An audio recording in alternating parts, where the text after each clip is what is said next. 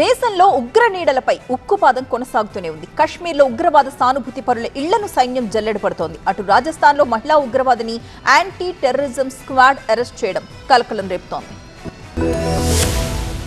Rajasthan anti terrorism squad భారీ operation నిర్వహించింది. ఆ ఆపరేషన్ లో బబితా అనే మహిళ ఉగ్రవాద సానుభూతి పరురాలని ఏటీఎస్ అధికారులు అరెస్ట్ చేశారు. మిలిటరీ ఇంటెలిజెన్స్ ఇచ్చిన పక్కా సమాచారంతో జైపూర్ గ్రామీణ ప్రాంతంలో బబితని అదుపులోకి తీసుకున్నారు. అరెస్ట్ అయిన మహిళకి నిషేధిత ఉగ్రవాద సంస్థ జైషే మహమ్మద్ సభ్యులతో సంబంధాలున్నట్లు ఏటీఎస్ ప్రాథమిక విచారణలో తేలింది. సోషల్ మీడియా ఫ్రెండ్స్ లిస్ట్ లోనూ జైషే మహమ్మద్ ప్రొఫైల్స్, ఉగ్రవాదుల ఫోటోలు ఉండడం షాక్ ఇచ్చింది. అలాగే పాకిస్తాన్ కి చెందిన మత పెద్ద ఫోన్ ద్వారా ఈమెని పూర్తిగా బ్రెయిన్ వాష్ చేయడంతో ఇస్లాం మతంలోకి మారి ఖదీజాగా పేరు మార్చుకున్నట్లు విచారణలో వెల్లడైంది. ఈ క్రమంలోనే పాకిస్తాన్ కి వెళ్లేందుకు ప్రయత్నిస్తూ ఉండగా ఏటీఎస్ అధికారులు బబితని అరెస్ట్ చేశారు. ఉపా చట్టం కింద కేసు నమోదు చేసినట్లు రాజస్థాన్ ఏటీఎస్ ఎస్పీ మనీష్ త్రిపాఠి వెల్లడించారు. మరోవైపు కశ్మీర్లోని ఉగ్రవాద సానుభూతి పరులపై సైన్యం ఉక్కుపాదం మోపుతోంది. కుల్గాం జిల్లాలోని పలు చోట్ల 2 రోజులుగా సోదాలు నిర్వహిస్తున్నారు. ఉగ్రవాద సానుభూతి పరుల ఇళ్లలో తనిఖీలు చేశారు. మొత్తంగా శాంతి భద్రతల పరిరక్షణ, ఉగ్రవాద నెట్వర్క్ ని నిర్వీర్యం చేయడమే లక్ష్యంగా సైన్యం, ఏటీఎస్ ఉక్కుపాదం మోపుతున్నాయి.